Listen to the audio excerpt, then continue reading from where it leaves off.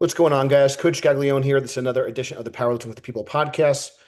We got Thomas on the line today. How you doing? Good, man. Thanks for having me. Yeah, so like I said, I've been kind of just kind of following some of your stuff like a little bit more recently as of late. I know that you've been kind of doing this for a long time, almost 2 decades at this point, I think. I did my first kind of contest in 2006. I know that you were kind of like also in that early 2000s crowd, kind of getting into the powerlifting scene, kind of, earlier than most. But for those that maybe are unfamiliar with who you are and what you got going on right now, just like a quick, intro of all things. I know like Zero Weakness is your kind of company, and anything else you'd like to share with the audience. Yeah, sure, man. Shout out to you, powerlifting since 2006. Was that first meet? Did you do it in multiplier, or did you just go with the shirt on your back kind of thing? Yeah, so it's really interesting. Like I said, and I wanted to kind of, also kind of hear your experiences too with kind of in the States, there was like special like federations. I don't know if that's kind of how it was like where you're from, as far as you had to like seek out like special federations that were like raw. So there was Yeah, local raw meets, a lot of them. So there's like kind of like mom and pop, smaller federations. But essentially like for most of us in that kind of time frame, it was just kind of like you kind of competed raw, but you were kind of the minority. And then it was always kind of the expectation that it was like not if, it was like when you were going to get into gear. So yeah, I did a bunch of like raw meets, and then I got here's a bench shirt, here's a pair of briefs, and kind of the rest is history. But I probably did like I can kind of look up on Open Power. I did like a few meet. I probably did a couple of years raw just to kind of build a foundation, and then shortly after I kind of got sucked into the equipped lifting like pretty early on, and that was kind of my introduction to the sport was a lot of those kind of folks. yeah, yeah. Well, anyway, I dodged your question, asked you a question instead. Who am I? I'm Thomas Lilley. I own a brand called Zero. So Zero started off. It was actually called PTC Gold Coast. So some of you might be familiar with like PTC headquarters, Marcus Markopoulos, Pro Raw Big Dogs. So I was part of that group back in the day. And then in 2018, I switched to my own brand. I established myself enough to go independent, essentially. So I've had a gym since 2012. In 2020, I opened my second gym, and now we're up to 10. We're about to open number 10. We're just in the process of building that right now, and then we'll have 11 by the end of the year. So a lot of powerlifting gyms around the place. That's between Australia, New Zealand, and the UK. My popularity and ability to scale these brands is born of my coaching, I guess, my coaching brand. So I've coached a hell of a lot of impressive numbers, including currently the number one powerlifter in the world, Colton Engelbrecht. I've coached the number one junior, Dylan Hellriegel. I coach Lily Riley, who's one of the best females in the world, Jen Smith, who's one of the best females in the world, amongst several other things. And I think it's less about being known for those top athletes and more about just sheer volume of results. I've coached over 70 people to 300 kilo plus squats in competition. I've coached 7 plus 1,000 kilo totals. So that's 2,200 in pounds.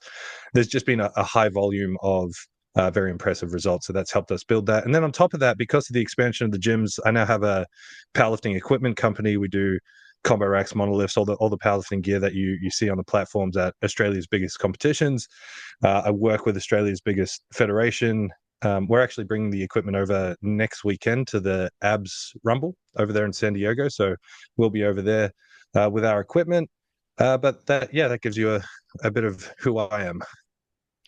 Yeah, there's like so many kind of like side tangents I want to kind of ask you about, but Yeah, it's just like a lot. So also too, I forgot to kind of mention before we started the recording, if there's any like a point that you have like a hard out and you got to like cut out, just like let me know and I'll kind of wrap things up, because like I said, I'd love to kind of pick your brain on like a lot of different topics, but definitely I want to kind of focus in on the coaching and kind of sure. programming side of things for sure. And then for those that don't follow, PTC, I think that's just, I love, I think they just still do a great job at just like powerlifting history and stuff. And I kind of, I don't know, I enjoy like a lot of that just because I think a lot of people don't, and I guess that's kind of the own thing, but I think it's kind of cool to see like where the sport started and, just kind of like learn from the past and kind of, also kind of see where things are going. So, I guess in Mm. terms of like from when you started, I guess like as an athlete, and I did kind of hear some of your stories about like, not having a singlet and stuff like that, which is kind of funny.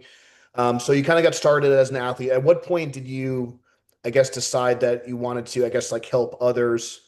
And like, I guess when was there like a turning point or an event where you like, okay, I really want to, I guess, kind of embark on like kind of coaching and kind of, I guess, really pursue that. Just kind of curious, like how that got started originally. Man, I wish I had a really cool story, but I don't. There was no like epiphany of like, oh, I need to help and I need to coach people. I think I'm wired.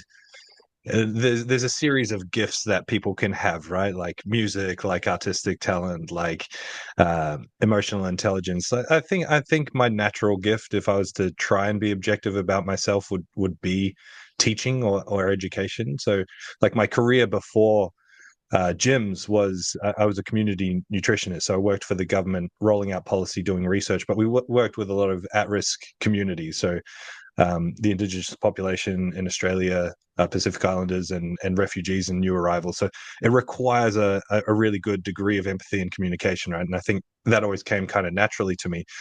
And so, what to answer the question directly, what happened was I was just powerlifting as a hobby, and in my career, the government changed and they were kind of getting rid of preventative health. So I had to figure out something else to do. They offered me a job in a place called Roma, which is like, if you're familiar with Australia, Australia is a few cities and then mostly nothing. You know, same geographical size as the United States, but a tenth of the population. The country is mostly just nothing. And so Roma is out in all of that nothing. And I was like, do I really want to go live out in the middle of nowhere? I didn't. And I loved powerlifting. So I was just like, I'll open a gym. No coaching experience, had never done a PT course, had never coached a soul in my life, didn't know a lick about gym ownership or business or anything. Just threw myself in and started coaching and figured it out. Like there was no, you know, powerlifting changed my life. And I really want everyone else to feel this. That kind of developed through my career, not at the start of it. So Interesting. No, it's just kind of cool. I think, for me, just a little kind of background and context, I think it's kind of interesting. So, my kind of background was in strength conditioning, and I kind of coached wrestling and football, American football, for the real overseas. football.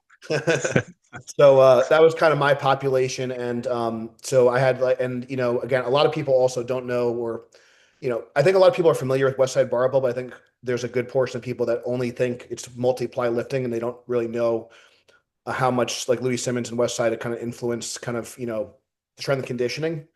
So that was kind of my first exposure, and I kind of used a lot of that for my own training, but also I had a lot of applications to American football and wrestling. And what ended up kind of happening was a lot of those athletes started to graduate, and I had probably been competing and we opened up our kind of company in 2011, so like around the same time. So a lot of those kind of athletes started to graduate, and I was like, hey, like why don't you do this meet with something to train for? Because that's kind of like how I got into like lifting. I really enjoyed the training process. So when I was kind of done with my kind of wrestling stint, and that was kind of another thing. I think it's kind of funny because you have guys like Colton and Theo, and I kind of worked with Larry Wheels, and a lot of those people like they kind of chose like lifting. But I think for someone like myself, like I was kind of like a wrestler that didn't quite make the cut to kind of pursue collegiate wrestling and stuff. So a lot of the power lifters, as far as when I kind of got into it, were like the athletes that didn't quite make it to the next level, and powerlifting was like the next logical step, as opposed to now you have these great like athletes that are choosing lifting first. So it's just kind of really Mm. interesting to kind of see. At least that's kind of like my like interpretation of like one of the reasons why we've kind of exploded in terms of like a lot of these records, and it's just really kind of amazing for kind of people to see. But anyways, so you kind of started kind of coaching people. I'm wondering in terms of like I'm just kind of curious with your like kind of development in terms of like how you started to kind of formulate your own, because I know you're like a big systems guy, not just in training, but just business and everything else. So like how you started to kind of formulate, okay, this is kind of like where I started, and this is kind of like how I kind of structure my training now. If there's any influences that you had or any kind of mentors that you had in terms of like kind of the programming side of thing. Also, like I know that, and I know technique is a big part of that. We can kind of talk about how I'm sure like the technical models you use for the exercises has a big impact on the execution of the program, because I think that often gets missed. You want to know about the sets and the reps, but also how are you doing the exercises. So I know I'm kind of, going a lot of different directions, but where were your kind of first influences in like the programming and kind of coaching side of things in powerlifting? Yeah, sure, man. Sure. And I completely echo what you're saying. If anything, our model is completely driven by technique, or not completely, but rather technique is the tip of the pyramid that everything stems from beneath. In terms of like the development of programming and systems and all of that, when I started out, I was just using templates off the internet, basically. Like I had been following 5-3-1, which I didn't like doing sets of five, so I made up my own bastardized program called 3-2-1, which was just fucking garbage and got me nowhere. But when you're young, you're blind to the fact that you're failing the same weight every 3 weeks. You're just like, yeah, I'm getting stronger. You don't care. So when I opened the gym, the gym is kind of like a family PTC back in the day. So it wasn't a franchise. It wasn't like how I've structured Zero. It was a shared name, like a brotherhood or a family. And the guy that was running the one in Brisbane, which is an hour from where I am, he basically handed me a bunch of templates that he had written. So that was my introduction to structured programming, because I'd never really seen it outside of 5-3-1, Mad Cows 5x5, starting strength. The real internet basics, I guess. So from that, I started, trial and error and playing around with things.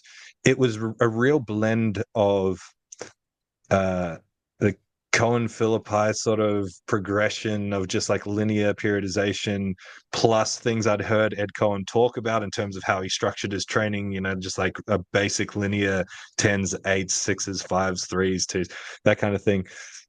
Along the way, I learned, oh, well, the better lifters seem to be burning out around week 7 or 8, because I didn't know what a deload was, or didn't believe in deloads. And then I realized that they need a light week in the middle of it. And that was the understanding of deload. So it was a real mishmash of just random information until Chad Wesley Smith came out here and did a bunch of seminars. So he did a bunch of programming seminars, and I sat in one of his programming seminars, and I was just like, this just makes so much sense.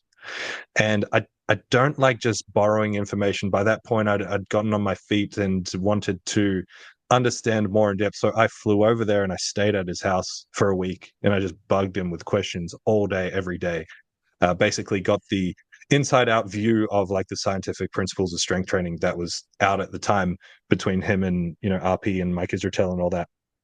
So that was a big influence. While I was over there as well, I also went to San Francisco, where Jordan Shallow was working out of Boss Barbell Club at the time. So I spent a few days with him, just on the technique and sort of stability front. I was a big like stability nerd back when that was all the rage. So I really wanted to understand more about that. So he was very helpful there. That really changed the direction of my programming. And that's when sort of the results started to go up exponentially, just more intelligent programming combined with what I was developing from a technical standpoint. And then along the way, I've had other mentors. I spent a lot of time with Dr. Pat Davidson. I did a 12-week one-on-one mentorship with him back when people were fucking talking about counter nutation and helices and trying to connect the universe to pelvis, which is just wild. So, people were arguing on the internet. And I was like, everyone's just arguing with secondhand information. I wanted it from the source. So I just spent some time with him, presented my systems, and got his feedback. So those are probably some of the biggest mentors and influences across the way. But at a certain point, volume just kind of negates all of that. As in, like, most of the development, the change, the refinement, there's been some directional change from those mentors, but a lot of it is just taking account of the data that you're collecting. Like, if you're a coach, every single program you write is an opportunity for data collection. And I guess in a lot of ways, I was inspired by Mike T on that. Like, he is so big on just collating and looking at and understanding the information that he's gathering. And you've got this whole history of data. And when you look at something like powerlifting, there's not a lot going on. Like squat, bench, deadlift accessories, which is like a rotation of 10 to 15 accessories, everyone starts to fit into an archetype. Right. And if you can, it becomes really clear when you map it out. Like, if you went through and just highlighted everyone's progress, you can be like, oh, that's beginner, novice, intermediate. Oh, this works here, this works there. You fit into that box, and everyone fits into a box. Like we all respond to the stimulus in the same way. One thing I've been ranting on lately is I hate the term outliers, but that's another thing. But hopefully that sort of answers the question as the development of programming over the years. Sorry, one last thing on that. The final piece of the puzzle, which has come in the most recent years, is just more getting in depth on the hypertrophy science side of things and how that blends with strength science. That's really been the most recent biggest influence on our program. Yeah, there's so many directions I want to go. I'm going to try to do this in a logical way for the listeners to kind of get a lot, because I think it's also just as like a side note too. It's just like kind of funny because again, I'm not sure how familiar you are with our kind of where I'm from and that stuff, because like Pat Davidson was working as a personal trainer in like New York City, so like we had him come out for. I was trying to like investigate some of like the PRI stuff for like a little bit. So that was kind of interesting, and yeah, and then Chad's been at our gym I think one time, and then we also had some of his colleagues come, and we had Nick Shaw. We didn't have Mike, but we had Nick Shaw come out to our gym, and he was like, because I think he was kind of based before he moved away. And then yeah, we've had Dan Green come out a couple of times, and obviously like a lot of the those boss of bosses meets were a lot of fun, and that was kind of Mm. when Larry was kind of getting started. Those were kind of like we had some epic kind of showdowns with some people. We saw some great lifts. Got to see. I don't know if people like may or may not know or remember Yuri Belkin, but like when he was in his heyday, Yeah. it's quite a sight to see. Like I'd never had seen a sumo deadlift with that kind of pristine. Now it's like the sumo deadlifts are kind of like a dime a dozen, but that was kind of a really rare Yeah. sight.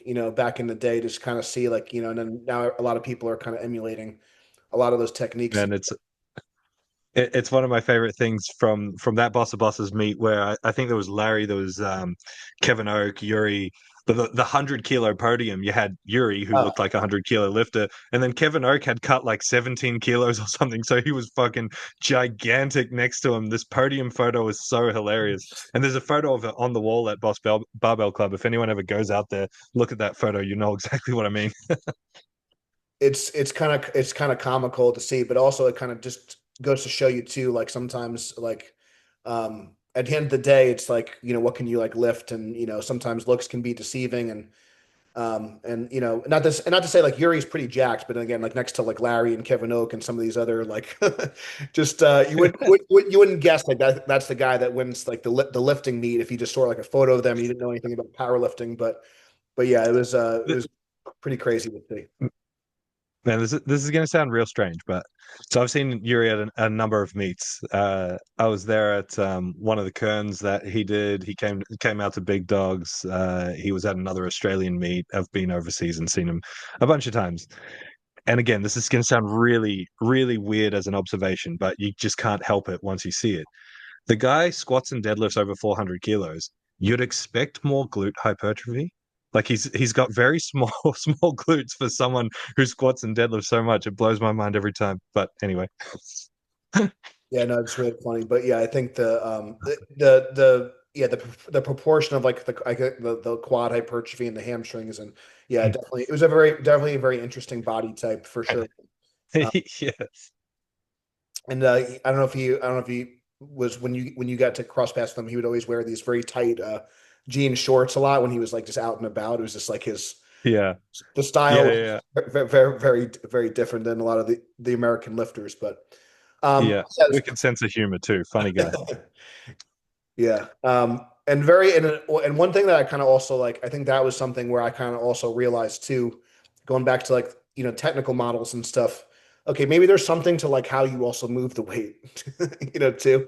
I think that was something that like he kind of made really apparent. And not to say, like I said, a lot of muscle, still pretty jacked, but like I said, in terms of efficiency of movement, that was like, okay, there's like kind of like something to this.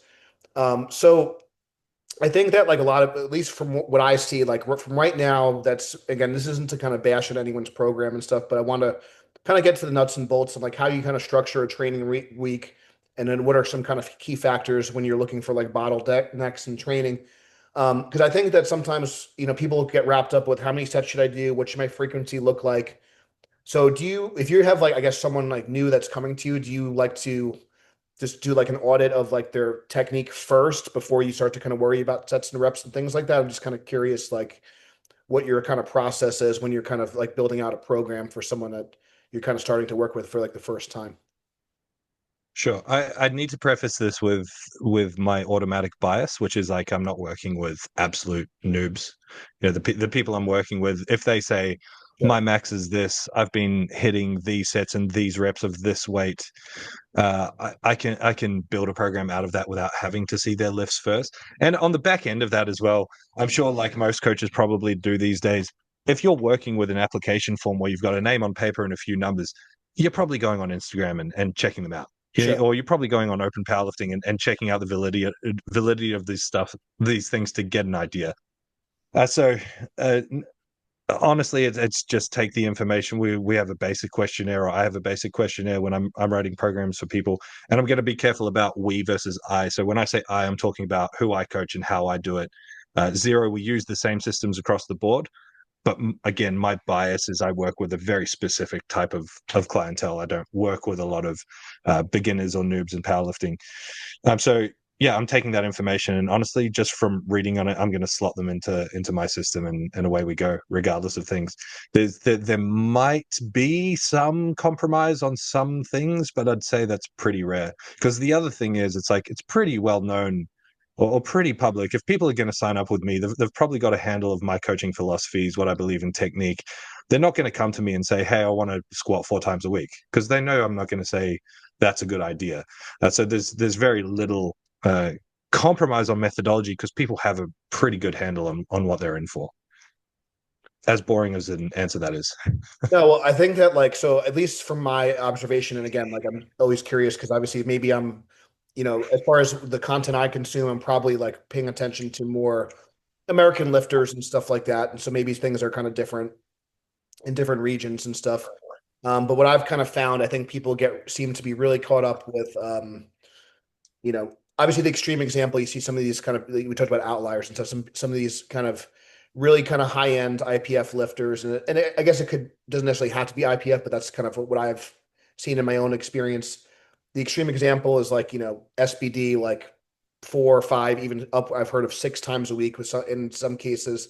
You kind of mentioned about, I've heard very common, like 3 to 5 times a week benching and 3 to 4 times a week squatting. So, and again, from my kind of background, from like strength and conditioning, and also kind of working with some high performers too, like 2,000 pound total range and stuff. I've kind of also found when the absolute load on the bar starts to kind of get to a certain point, we're kind of dealing with different. It's a different ball game at that point if you're kind of dealing with an 800 pound deadlifter or like 400 kilo squat or deadlift. So in terms of well, and I guess let me preface by saying too, so at least in terms of like what I've seen, sometimes people talk about you're going to get 100% like kind of custom program for you and all this stuff. I do think that like there are a lot of individual things that we can do to kind of like individualize our system to the person, but I don't necessarily believe in like kind of what you're saying that everyone needs to have like something specifically,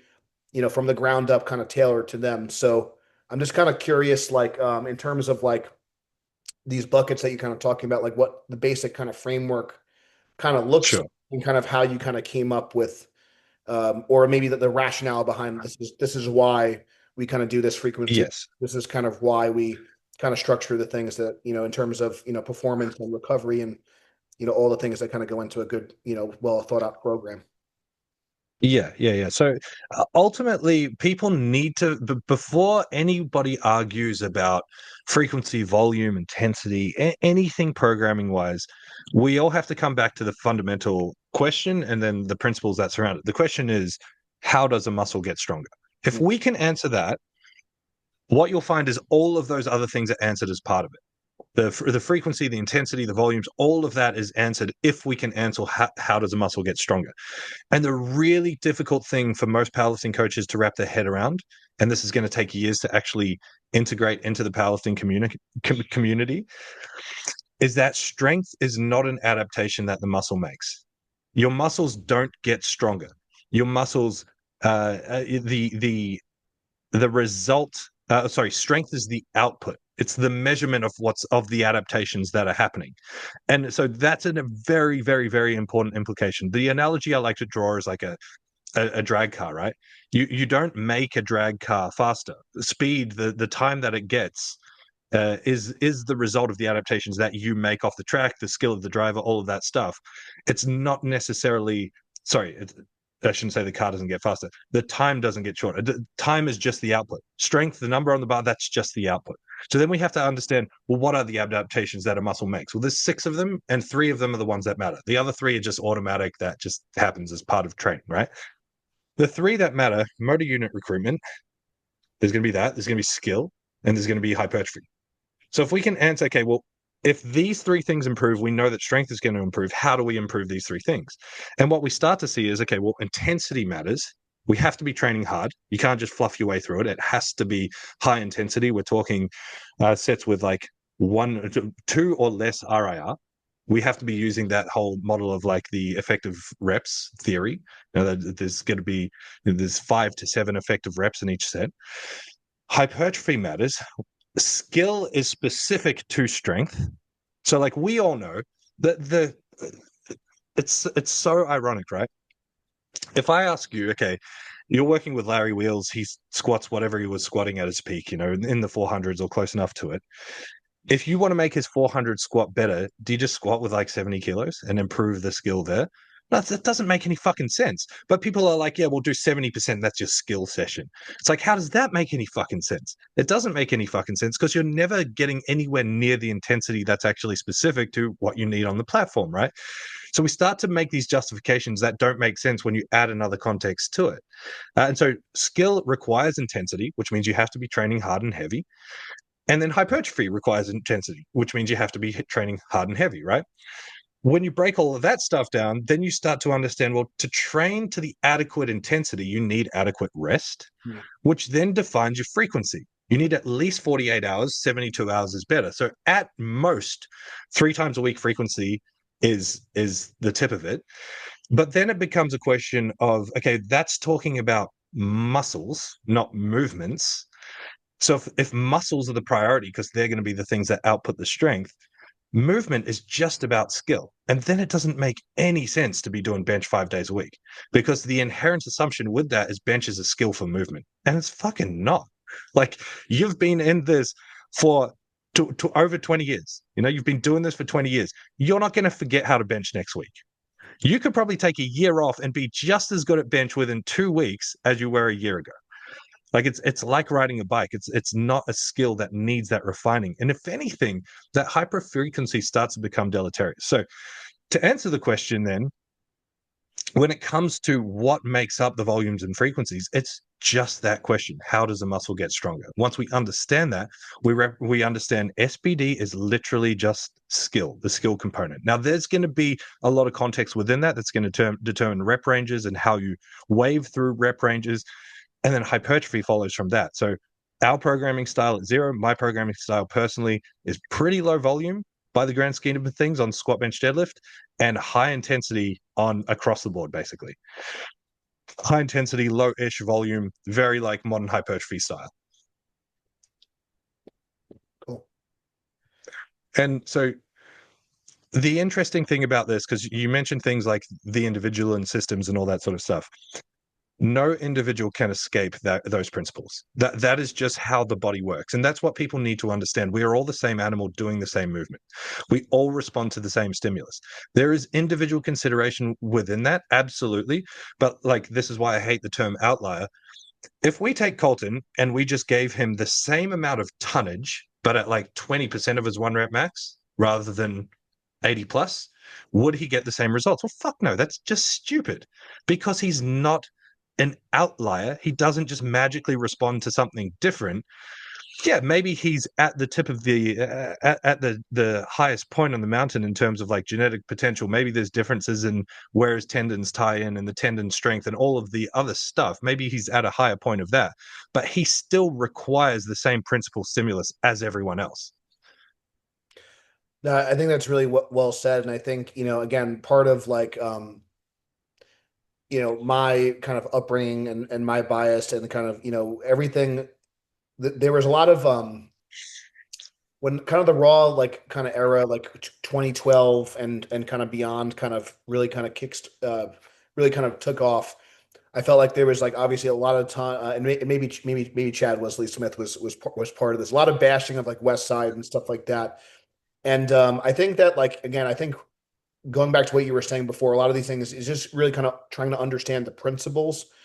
And I think that was something where there was a couple of things that again our programs may look very different, but I think that a lot of the principles are kind of similar in nature. And one of the things like I kind of learned, training under Lilley and a lot of like his kind of kind of cohorts over the years was, in terms of like, the max effort kind of work, really kind of practice, like you said, that essentially you can kind of view that as skill work in a sense. You're kind of learning to strain under a heavy load, and whether you're using, a variation or like the main lift or bands and chains or whatever. But that was kind of like the idea was to kind of figuring out, okay, like how do I kind of strain under a heavy load? You had these lighter sessions, the dynamic effort training. But again, the idea was to be able to recruit those motor units very quickly and kind of learn to kind of accelerate. So there's definitely Mm. some value there.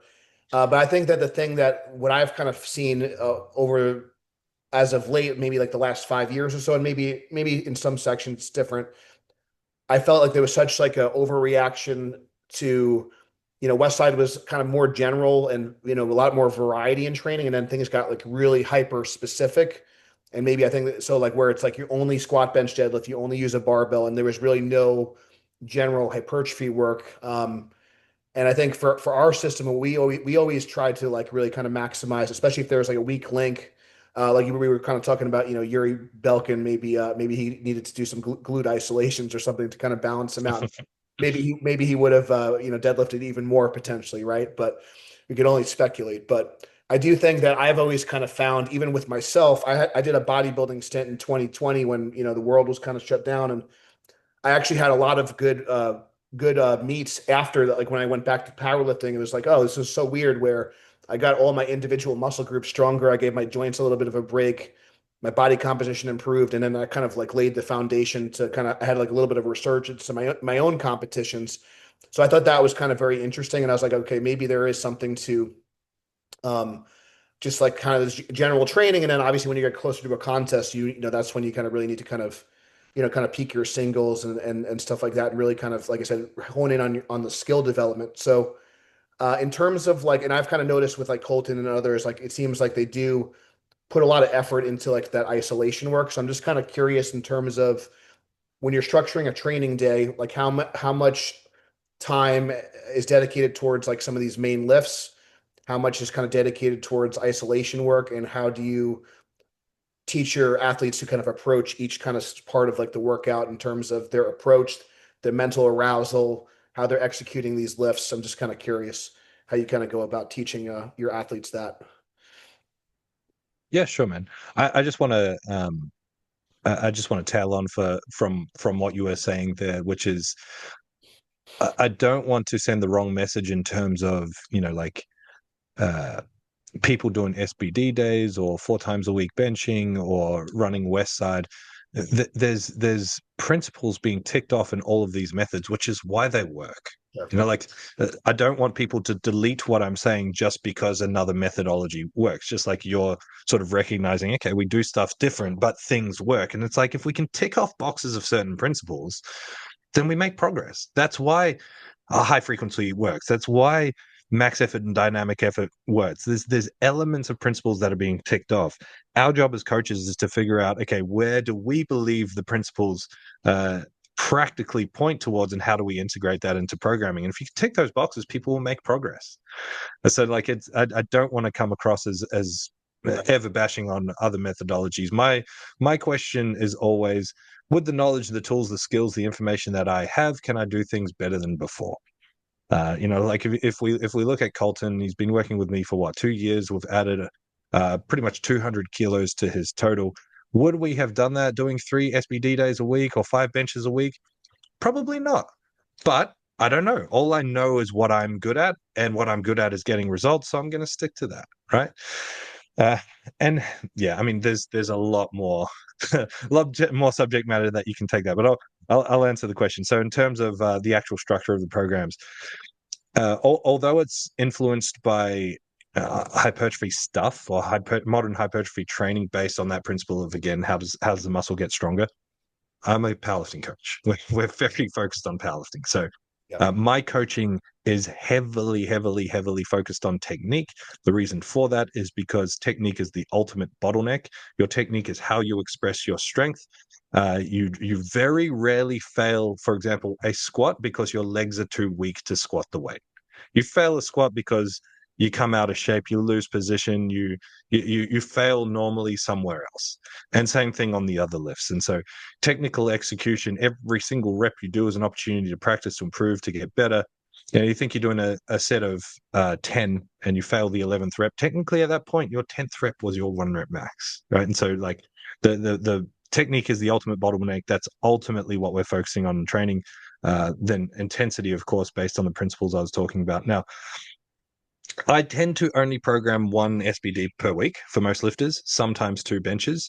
However, there's at least 2 times frequency for movement style. So, for example, uh, in pretty much all of my lifters programming, they'll do their main squats and they'll back it up with like a stiff leg deadlift or an RDL. So that's like a second exposure to a deadlift movement, right? And on the deadlift day, they'll do their deadlift and then they'll back it up with a hack squat or a leg press or a pendulum squat. So that's the second squat movement. So we are getting multiple exposure to frequency. With bench, it might be bench on the first day and then a close grip or a tempo bench or a long pause bench, a spotter press on the second day. Most of the time, it's just a chest press machine. So it's like we're still getting similar exposure to the same movements. And the reason being is the constraints we add allow us to focus on moving more weight. At the end of the day, intensity is what matters when it's powerlifting because we're trying to move the most weight possible. And then from there, it's very much structured like a hypertrophy program. However, depending on the person's technical ability, there might be specific focus. So, for example, we don't just program rows and say, "Hey, pull the thing from point A to point B." Like rows are going to be either the best exercise for a powerlifter or a complete waste of time.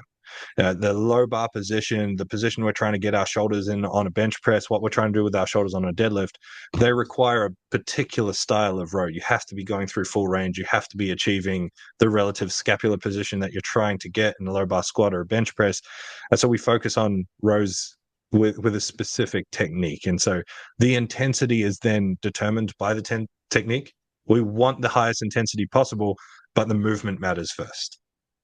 And then from there, it's really isolation. So normally we're doing 5 to 6 accessory exercises on every session, and normally just 1 to 2 sets of the main lift, maybe backed up with 1 to 2 sets of like tempo work as well. Big believer in tempo work, and we program heavily when we're doing tempo work. We program specifically tempo on the concentric is the most important focus. Like a tempo eccentric where you just explode up and just sacrifice your position to move fast doesn't make a great deal of sense to us anyway. Instead, we focus on going slow down, slow up with the specific focus on holding the positions that are proving to be the bottlenecks in their technique at the top end. So it's making it harder without making it heavier.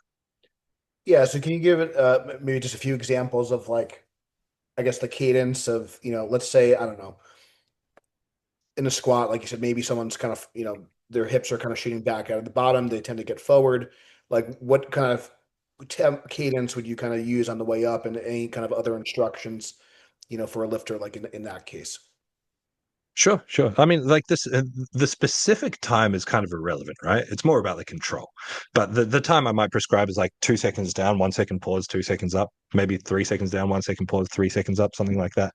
But the really important thing is with the example you highlighted, hip shooting up, chest dipping forward, when they hit the hole, they need to be in the perfect position. When they rise out of the hole slowly, the whole point is don't go into the position that you always fail into, is hold the correct position. This is my argument with pause deadlifts. I'm not a big fan of pause deadlifts because people say, oh, I'm pausing at the knee because that's where I fail. They just pause in the same shitty position that makes them fail every time anyway. Like if you're doing any pause work, tempo work, any work that you're defining as this is to improve my technique, you have to actually be improving your technique with it. And it's a hard thing because when you read on a program, pause deadlift, pause squat, whatever it is, the brain just you just pause it. Yeah, like you're not thinking about this stuff. There has to be a really dedicated focus on why are we pausing? What's the purpose of this exercise? What are we trying to get out of it? And with any of these variations, if the goal is to improve, it has to, you can't just say it's improving this aspect. You have to have a reasonable justification as to how it's doing that. Because a lot of people will just say words. It's just like pausing here to fix the position. I'm doing a double pause squat because it's time under tension. They're just fluffy words. Like, are they actually reasonable changes? Yeah, Yeah, interesting. I thank you for clarifying, and I think that's important for the listeners to hear, and it's something where, so a couple things I want to highlight, and then again, if you want to add on to it or clarify anything that I'm saying potentially. So I think in terms of like the machine squatting specifically, so like you kind of mentioned like a hack squat and a pendulum squat, which I think a lot of times be like, oh, those are bodybuilder movements, those aren't, but in my mind, it kind of forces the lifter to not use their hips, not use their lower back. They have to actually use their quads to, it's kind of like almost dummy proof in a sense. I'm sure like there's someone could get really creative potentially, but I think that if you can kind of use exercises that essentially kind of target the area that you are trying to target, and there's really kind of no way to cheat it in a sense. I think that's a really great way to kind of potentially fix some of these problems. So like you kind of mentioned, like maybe so like front squat's a good example. Dan Green, he like had a front squat day. That's how he thought it was that important. But I know like when I used to try to front squat and stuff, I would just kind of do a back squat with bar in front. You know what I'm saying? So then it's like, am I really? So what I ended up doing was I started. Okay, well, I found for myself just doing a high bar with my heels elevated or doing a belt squat with my heels elevated that allowed me to kind of train my quads more effectively. And that helped me personally transfer over to my, whether it was my suited squat or my raw low bar squat. I never really felt like front squats really did a lot for me because I couldn't really do them with the purpose. I would always just kind of end up kind of, with a compensation, right? Mm. So that's kind of like one thing that I kind of noticed. So I think that's important where I think when some of this individualization comes into play, well, what is kind of like the thing that what is the aspect of the lift I'm trying to address and picking a variation that's going to like basically be foolproof for that lifter. Because if they can't execute it how you want them to, it's maybe not going to give you the desired result. So is that like kind of a good way to think about it when if someone's kind of picking with some of these variations? Yeah, absolutely. To give people more insight, so um, with zero, we talk about like the gold standard of technique for squat, bench, deadlift. So we have very, very, very defined parameters as to what a perfect squat is, what a perfect bench press is, what a perfect deadlift is, and we're constantly working towards that. And each lift is split into what we call three biomechanical rules. So, like rule number one is always where does the power come from? If we're talking about the squat, power comes from muscles of the legs and the hips. Where does that power go? Well, it goes through the spine into the bar. That makes up the next two rules: breathing and bracing, and the upper back. And so, upper back, breathing, bracing, legs and hips essentially become the three rules for all three lifts. And so, like if we're trying to fix somebody's hips on a squat, like they've just got no hip control, whatever. They're squatting like Bambi, but their bracing is pretty good. Their upper back is pretty good. Exactly like you said. Let's just take those out of the equation. They don't have to think about the complication of coordinating their upper back, their torso. We just chuck them on a leg press, and then they can 100% focus on the hips. What can't you do in the squat? You can't look down and look at your knees and get instant feedback as to whether they're caving in or bowing out too far. On a leg press, you literally can. You just look at them. You're like, that was a shit rep. I can fix that. So there's this like great immediate feedback that you can get, and that's how that's how we look at approaching building technique and building programming. The example of Dan Green is a really interesting one because absolutely everything you're saying is 100% true, and it's. I wonder how many people have been in the same boat as you, where they've heard because Dan Green's been talking about that for since like 2010. You know, he's a huge fan of front squats, right? And you look at his squat, which is really wide stance, really upright, and then he front squats exactly the same. So he gets this enormous carryover into his quads. And I wonder how many people have been like you and tried to do it, and it completely butchers the movement. And so, like in principle, it makes so much fucking sense. Like he would always talk about it as leg strength. He was big on talking about like leg strength, arm strength, tricep strength and just like making muscle super fucking strong, which is probably why he was so fucking jacked as well and still is so fucking jacked. He trains like an animal, trains muscle groups, is strong as hell. That's not a coincidence. And so, like, if we take that same principle, okay, leg strength matters in a specific position that can carry over into the squat. Okay, well, front squats aren't going to work for everyone, but we can put them on a leg machine and essentially achieve the same thing. And he couldn't do it on a leg machine at his gym because his hack squat plate is like super narrow. It doesn't have a really wide plate like the way that he stands, right? Yeah, no, I think so. That was one thing. I try, I think a lot of us we kind of try to like plug and play, and okay, well, and then especially with Instagram now, it's like, oh, if Colton's doing an overhead press, maybe I should, do an overhead press, and like, and then so like, I think it's important to understand like the why are you doing this, and if and being able to answer that question. So the other thing, which I think that you might have did, I don't know if it was with Elite FTS or whatever, but you had a very good kind of explanation of like scapular retraction and talking about rows, and I think that's one thing that kind of grinds my gears personally when sometimes I'll see other because I think it's good to like for I don't know if you do this or not or if you used to do it, but it's one thing that I often did, even for like collegiate strength and conditioning programs, I would just try to pick apart like another strength coach's program just to kind of understand the nuts and bolts of it. But one thing that I would see a lot, and I don't know if this is still popular or not, like row of choice pulled it, and it's kind of like, well, besides that being kind of lazy, like, am I doing this? Is this a lat focused row? Is this like, am I trying to work my middle trap fibers and work on scapular retraction to kind of, hold positions in a bench press or get a better, like you said, a better low bar position. So I do think that if we're going to do these isolation movements, if we kind of do them with intent and purpose. So if there's any, like, I know you kind of use, maybe we could use the row as an example if you want, like maybe are there specific ways that you like to kind of teach like some of these common assistance exercises, like what are some things to look for and what are some things maybe to potentially avoid, because obviously like we could do 3 sets of 10 on a row, one person could do it, like there's so many ways to kind of execute that, and like we want to get the most carryover to obviously if it doesn't improve the bench squat and deadlift, we could maybe have a better use of our time, right? So what would you say? Yeah. But what you just said is so important as well because for the super scientific nerdy community, they'll talk about the perfect example of this, which probably grinds your gears as well, is deadlifts are the most fatiguing lift because the lower back takes the longest to recover. That we were like you and I from the fucking dark ages that we've come from has had this rammed down our throat for like a decade. And I'm sure, I don't know if you did, but I'm sure you did. I did. I used to peddle this shit all the time. Deadlifts are the most fatiguing lift. Your lower back's going to be cooked. And then in practice, over 10 years, you're like, you know what? Squats always fuck me up way more than deadlifts. I feel way better after deadlifts than I feel after squats. And Sometimes, in practice, it doesn't sometimes my, add up. sometimes my back feels better after. Yeah. And then you wonder, your brain goes, okay, well, they did this study. Was everyone in that study just a fucking goober standing like in a half sumo stance with stiff legs and just literally levering the fuck out of their lower back? Probably. We don't know.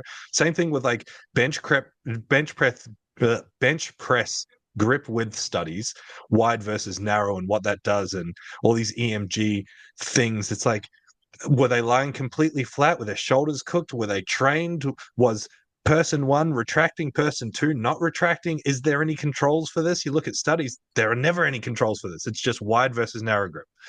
So, like, there's so much context to that. And exactly what you're saying is a row, is a row, not a row. What the fuck is it?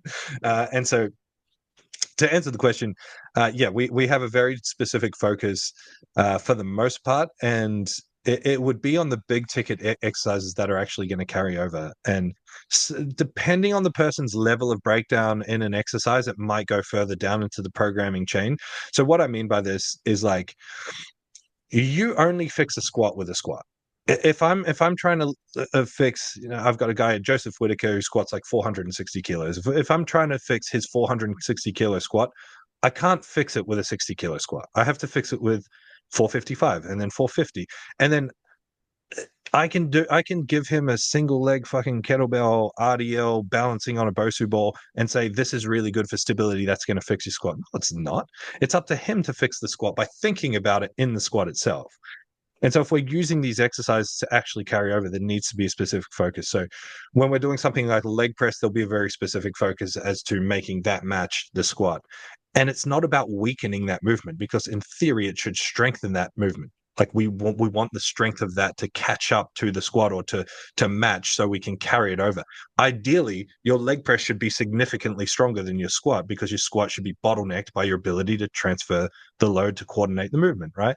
And same thing with all your machine work. Your machine chest press should be stronger than your bench press, because of the constraints that we have there. So rows are a big example where we'll have a very specific focus. The leg stuff, any hinging, so like RDLs, good morning, stiff leg deadlifts, all of that will have a very specific focus. And then sometimes we'll go a little bit further down the chain. But oftentimes, if you are skilled enough with your coaching, you shouldn't have to go deep into the weeds. You shouldn't find yourself saying you need to do this lying banded drill to fix your bench. Yeah, I think that like so I'm just gonna kind of throw out a couple of things that as far as concepts I like to think about, and maybe just get your kind of feedback, or agree, disagree, or just maybe just provide some feedback. So the way I like to kind of think about things sometimes is when it comes to like the smaller stuff, the isolation stuff, some of the machine work and stuff. I think that some stuff is going to be some of the exercises. There might be like we're trying to address a specific weak point or hypertrophy, like a very specific region. So we kind of mentioned, I thought like doing a hack squat, a pendulum. Like for me, I did like a lot of belt squatting, to kind of address my quad strength personally, especially being like more of a wide stance, more very back dominant, very hip dominant squatter. Like I felt that if my quads got stronger, that kind of helped my competition squat personally, just using that as an example.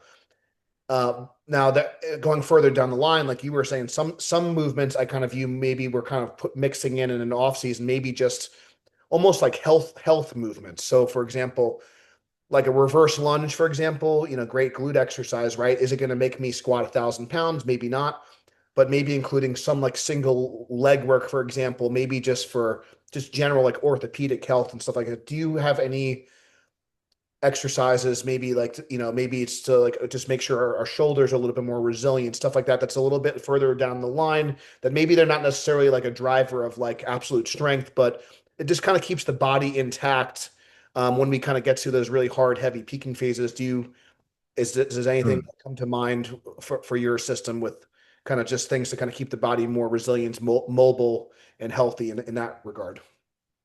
Yeah, yeah, and I mean, my answer to that is again similar to programming. Is like you have to ask the question, what makes us immobile? Like, what causes that tightness to occur?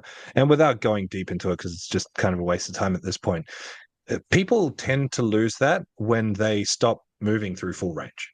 When they start cutting range, and it happens very slowly. It just happens over time. So it's less about specific exercises and more about exercises that we all probably do done better quality through full ranges. And a lot of the times that just means because we're hardwired to think that more is automatically better, that progress is by resistance. So like you can only progress your lateral raise by adding weight to it. It's like, yes, but within the same framework of a consistent movement, right? And so overhead pressing is a huge one for me in terms of keeping healthy shoulders. If a lifter can't get their arms directly above their head, can't touch their elbows to their ears, I'm like, that's a red flag. Your shoulders suck. And then you watch them do overhead press, they got dumbbells out in front of them, they're doing these like fucking quarter reps. I'm like, this is part of why your shoulders suck.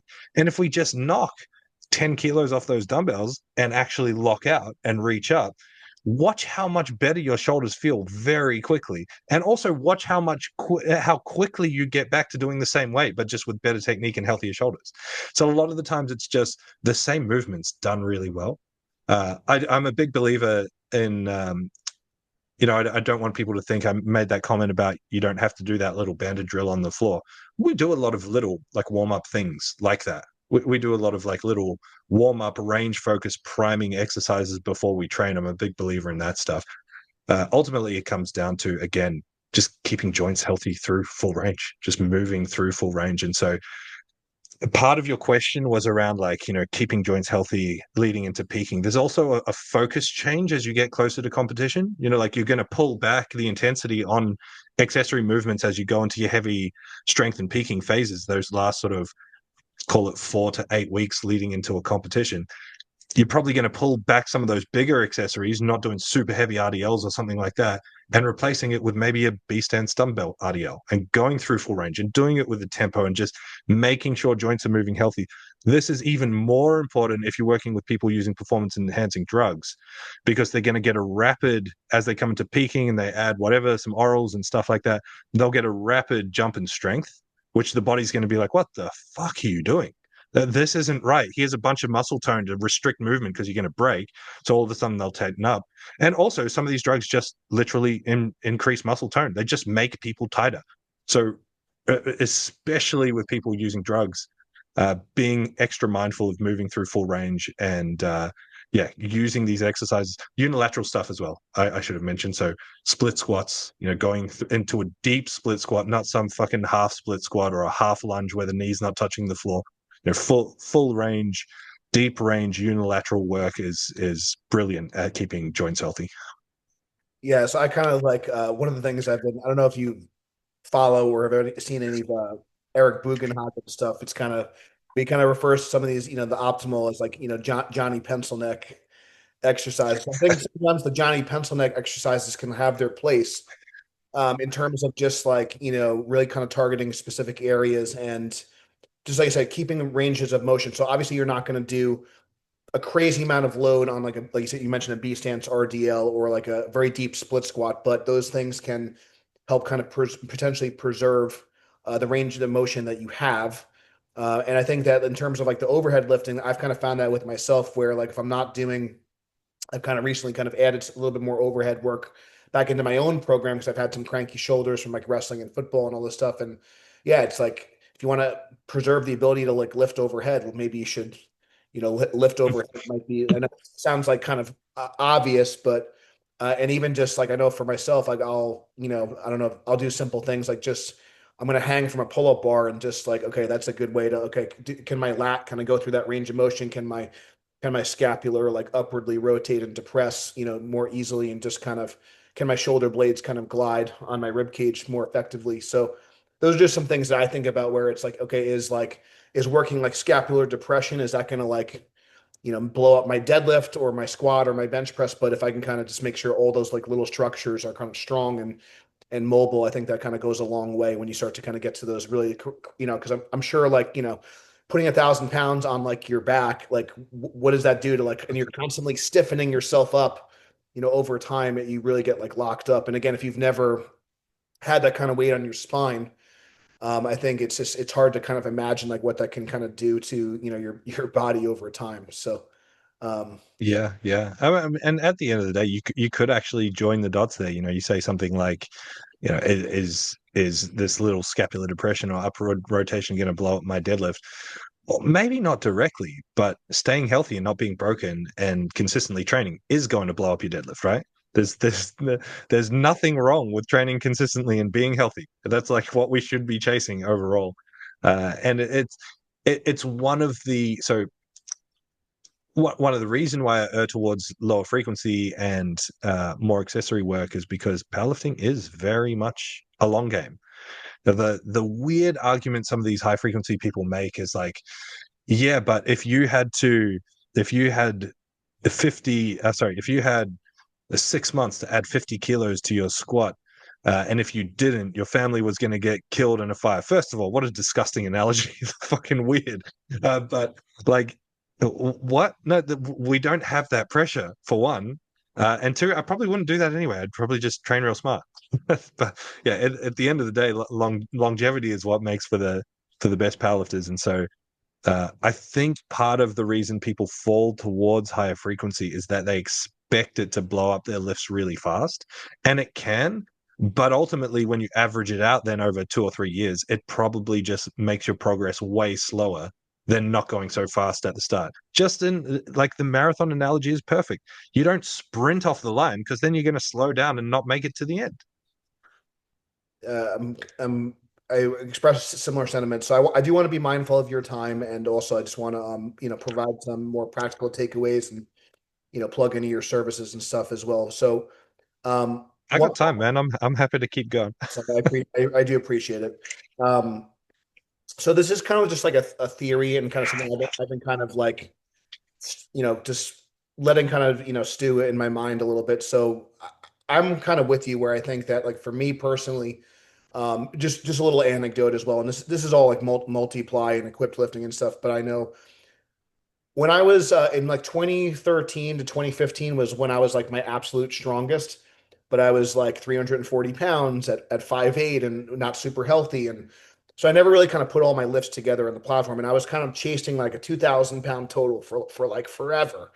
So eventually, I kind of just decided, okay, I'm gonna get healthy. I'm gonna drop some weight.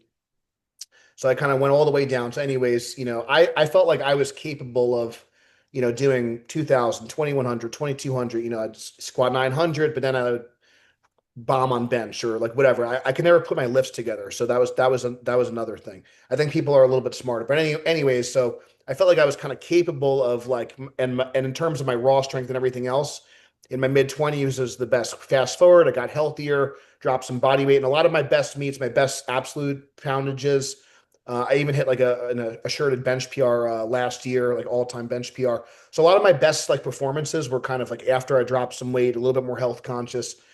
So one of the things that I kind of also kind of realized and learned, and what I try to emulate with our members, is not to kind of just be in a rush. And I don't know if this is something where like if you sometimes like someone like maybe a Colton or some of these other lifters that you work with, um, they might have a very specific meet in mind or a head-to-head battle or whatever. But I've always kind of found like, the PRs are going to happen when they happen, and just try to do each block of training and meet prep as successful as you can, and not to try to like rush to like, I'm going to like, I have to like, because when I stopped focusing on like just getting a 2,000 total, anyways, like, years later, I finally like, went over 2,000 and, did 2,100 and so on and so forth. And then kind of kept going along, but I was just like still like fixated on like getting to the next 100-pound milestone. And then like I had so many kind of missed opportunities. Maybe I could have done a smaller increment in PR. Maybe I could have took a little bit of a longer off season.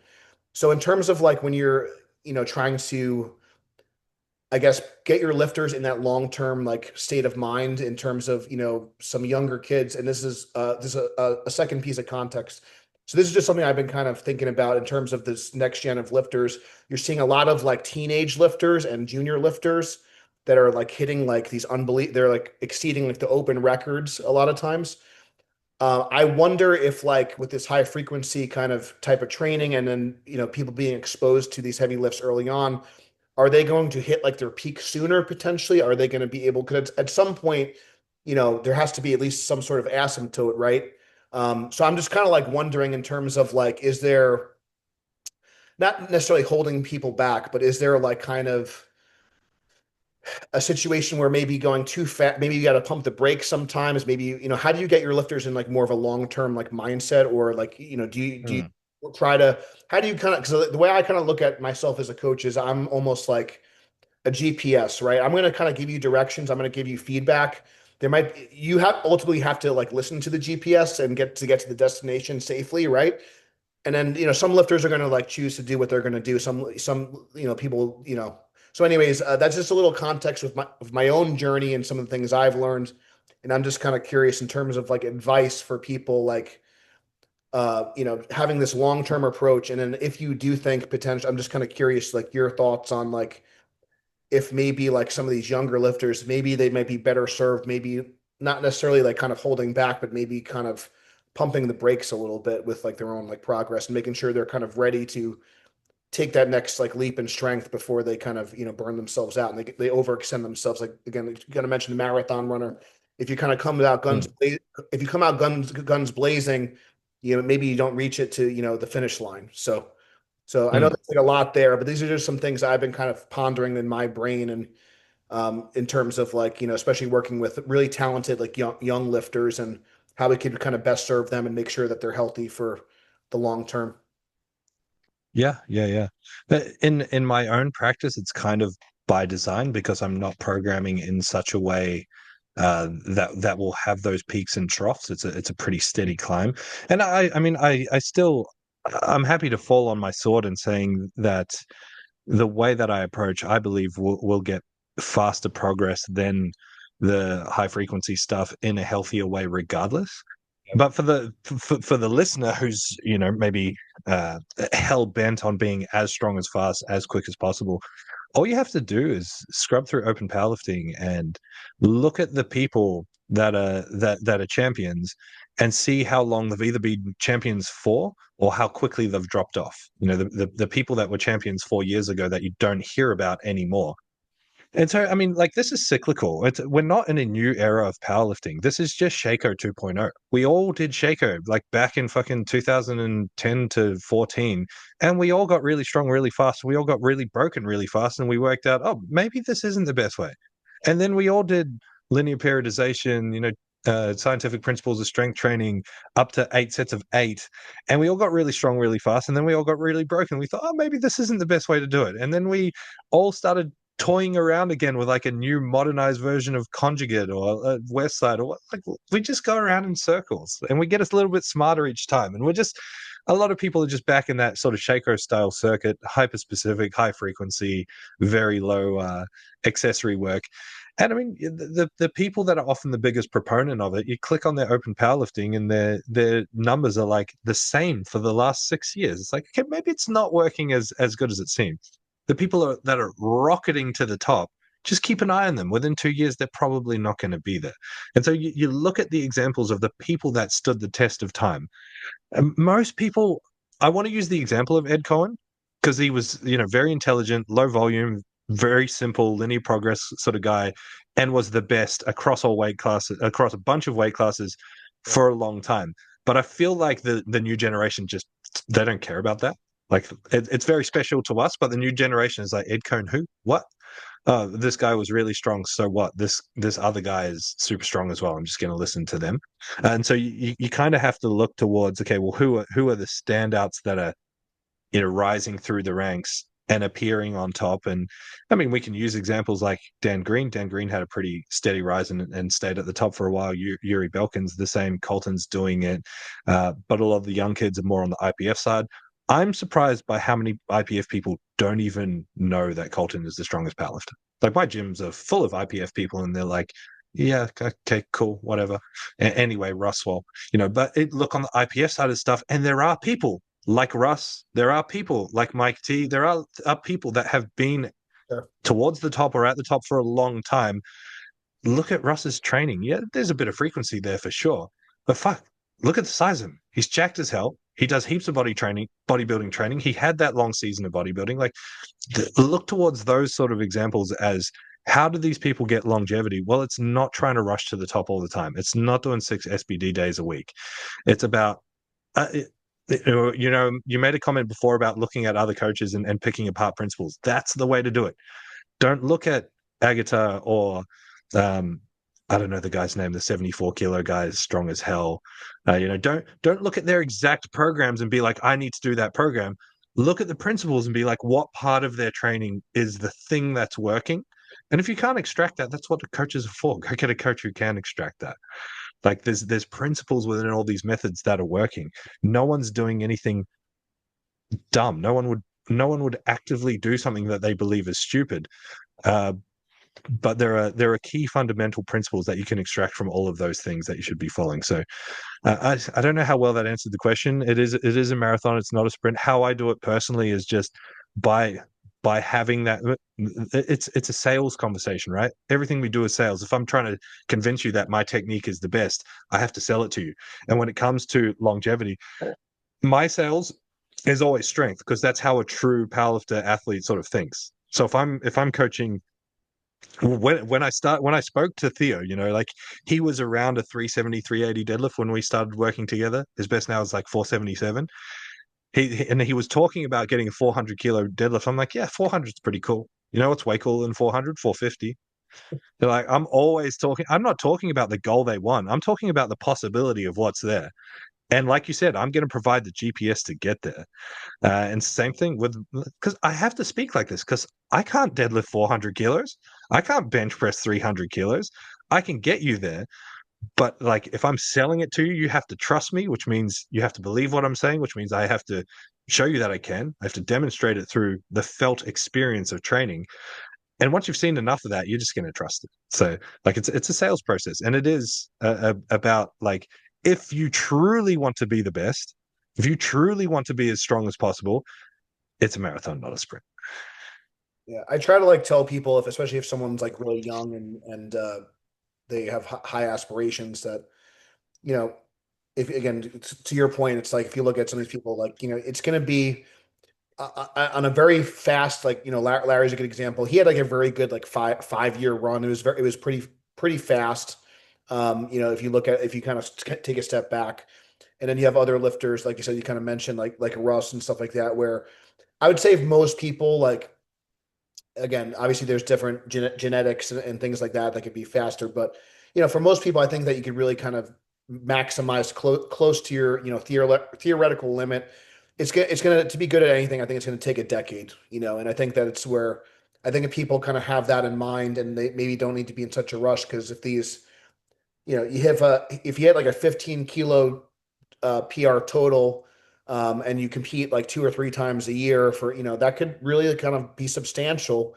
It's just instead of, like I said, I know you kind of mentioned, Colton like putting on 200 kilos, which is like, I mean, that'd be great for any level, but especially, at that upper echelon.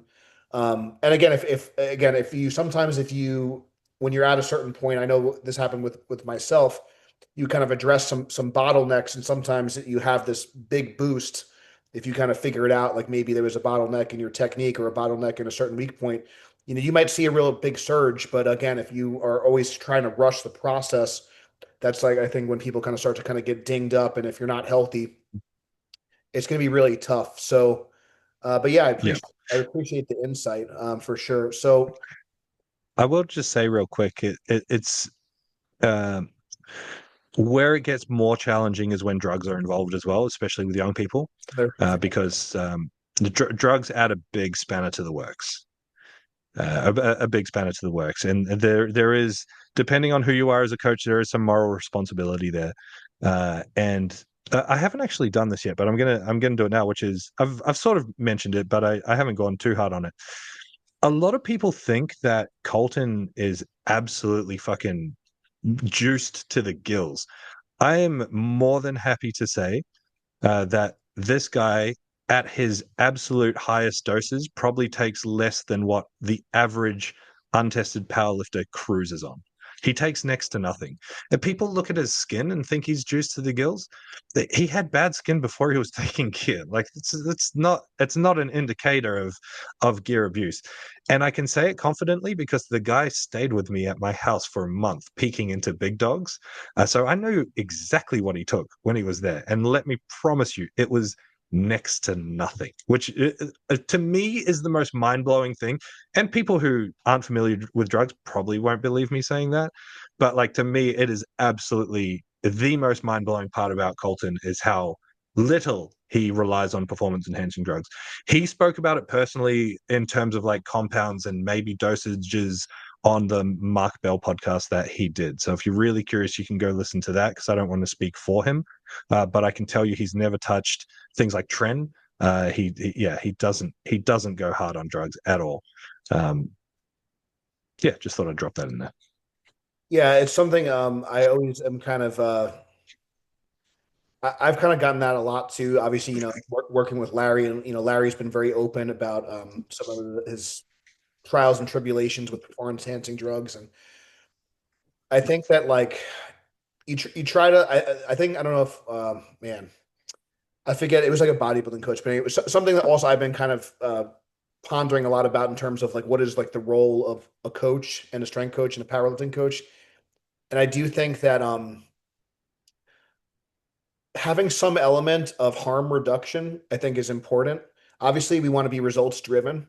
And it's one of those things where it's like, yeah, like you can keep someone safe, but if they don't, you have to like, there's give and take with this. But I do agree with you where, whether you're working with, a tested lifter or an untested lifter, I think always have the long-term health of the athlete in mind is really important. And that's something where, regardless of if drugs are involved with the equation or not, so obviously a, a big a big consideration when it comes to your health. But also, like, one of the things that I think about is like if you have somebody that's a teenager that's, putting 1,000 pounds in their back or in their, you know what I mean? Like that's also like, I think, we're not just, we are like physical, like human beings like that, we're not just like a machine where you can kind of like, okay, I'm going to input like this. And I think people like, that's kind of the thing that where I think that someone like yourself, and again, not to toot my own horn, but again, at least even with the equipped lifting background, like, I have had 1,000 pounds on my back. I do kind of understand like what that actually feels like. And I think that's something that's useful. And I think some of these other coaches, and again, no offense to anyone particularly, but sometimes I kind of wonder where some of these coaches, I kind of like they're maybe really good with the programming side of things, but they don't necessarily understand like what the athlete is kind of going through, like what they're feeling, and those sorts of things. So yeah, this is definitely like a lot to consider. But yeah, I agree, and I do think that like when it comes to the drugs specifically, like I think sometimes people like want to use it as like I don't know, like, oh well, if I did that, then you know. And it's one of those things like you never will know, but I think that it's really important to whatever kind of division you kind of go down, whatever rabbit hole you kind of go down, and whatever you choose, just try to like, make sure that you have the athlete's health in mind. So I don't know if there's anything else you want to kind of like add to that conversation, but I do think that it is kind of important whether drugs are involved or not, that you do Yeah. understand there is going to be like life after powerlifting at some point, and it is important to as much as I don't want to think about what that life looks like, but Yeah, no, at some point we are going to like hit our prime and our peak, and then we're trying to just kind of hold on as best we can. So yeah. A couple of things to add. So one thing which is like if any of my lifters listen to, they're gonna roll their eyes because this is like my catch cry really. Uh, In terms of just like bolstering the message of this shit takes time and you're in it for the long haul. When someone fails a lift that they really wanted in training, when they don't get the total on meet day, my question straight away is always, okay, was this going to be the last day that you squatted? No. So you've got plenty more opportunities. Was this going to be the last meet? No. So you've got plenty more opportunities. And very rarely can I not play that card. Sometimes it is the final meet or whatever.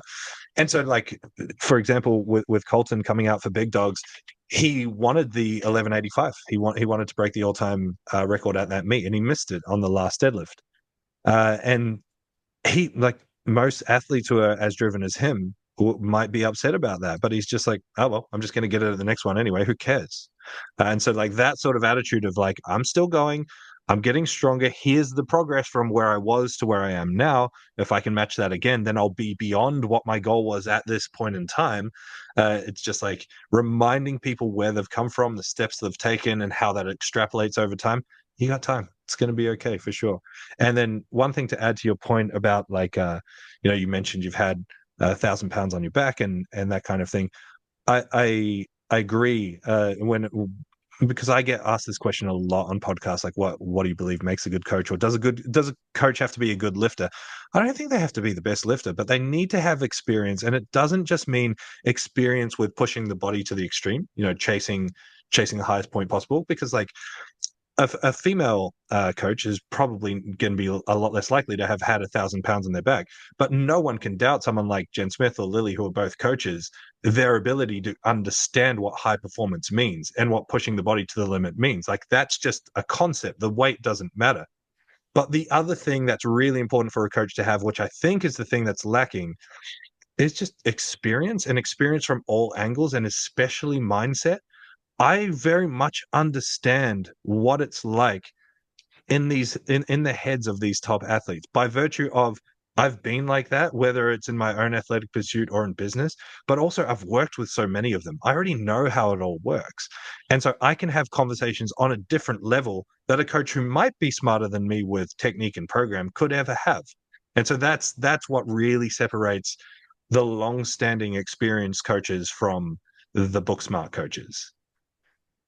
yeah, I think the practical experience is important. I think like and sometimes, like I said, sometimes, there's some things that are kind of out of your control, obviously, especially, but I think I think being objective as possible, and also like the more I think kind of you put yourself through the paces, and that's like one of the reasons why I still train and compete and stuff. I've been kind of like also just messing around with strict curl as well, just because I'm trying to a Nice. little bit like less. And my wife's really good at it, and we have some people kind of doing that, so that's been kind of fun. As like a side note, I saw that Colton did a few a few competitions with that as well. I think in South Africa, which was cool. And I think it also just kind of shows you. I think for someone like him, it's like if you're strong, I think it really can transfer over to like a lot of different things. And strong is strong. But yeah. So Bro, my one of my just the last thing I guess I'll say because we're probably getting to the close to the end. One of the guy I coached before, so I coached the current best bencher ever in Australia, and I coached the guy before him that had that, and the guy before him he was a bit of a loose cannon, and I wasn't the most refined coach back then, so we probably never got as far as he could have got. But to me, he is probably one of the most impressive strength athletes that I've ever seen, and I didn't even realize it at the time. Like, you could literally just say, "Go lift that up," or "Go do this," and he would just do it. And I remember we had a novice competition at our gym. Someone had left 125 kilos on the bar loaded in the back room, and there was this one kid at my gym that would always taunt this guy and just be like, "I bet you can't do that." And then he would go do it. And he's like, "I bet you can't strict curl that 125." Cold, picked it up, strict curl, no problem. Looking back now, didn't see it as that impressive. It's probably one of the most impressive strength feats I've ever seen. oh man, it's too funny. Well, I do appreciate Wow. the time. If you have any, I do want to like obviously give you a chance to kind of plug your business and services, but any kind of just advice to people that are kind of starting out in this. There's it's so like we talked about like IPF, raw with wraps, monolift. Like, is there's so many options now, which I think on one hand it's great, but also I think could be very confusing. So, if someone's kind of just getting into the powerlifting game. What are some like words of advice for people that are just getting their feet wet? I mean, the most generic one is going to be find a coach, but I would expand on that and say find a coach who's willing to teach you about lifting because you're not going to be with that coach forever. And if you want to go far in the sport, the more that you can learn about how this stuff works, so you can have a more objective opinion and make better decisions in the future, the better off you're going to be. So find someone who you can actually ask questions with and get logical answers back, who has the time for you to do that, to not get frustrated, and who gives you in-depth feedback on your lifting and performance. That's where you want to be, not just a coach that says, "Here's your program, good job." Awesome. And then a couple other things I do want to highlight, and I do appreciate your time. Um, from a lot of the things that I heard in terms of like your whole like programming discussion and how you structure things is it's really important that you understand like what is actually the goal, and like what are the things that are gonna kind of move you forward. And it's just having an intent and purpose to your programming decisions, your exercise selection, the execution of your technique. And then maybe if you can't really pinpoint a good reason for it, then maybe if you don't have like a really logical reason for benching 5 times a week or what, and I know we keep like going back to that, but just have a purpose for what you're doing. And then if you do test it, if you see good results with it, and also like good results in terms of your performance and also your recovery and kind of balancing those, I think then you're kind of off to a good track. So, um, Mhm. where can people find you, and they want to learn more about you and your company? And I know you also have like a team of coaches as well. Yeah, sure. The brand is Zero on Instagram is zero_weakness, and I'm Tombro7 on Instagram. So you find either of those pages, you'll find each other, and yeah, we put out a lot of information. We have a podcast and put stuff out on YouTube and have coaching and a free app and all this stuff. So go check it out. Is the podcast just on YouTube, or is it like on iTunes or Spotify? Yeah, it's on Spotify, on all the places that podcasts are. Yeah, I Yeah, think. definitely good. I do encourage people to like, especially I think the long form is, I think that's where you can kind of really shine and learn more. So definitely give Tom a follow. Thank you guys so much for listening. If the podcast helped you, please share it. Give it a 5-star review. It helps other people find us.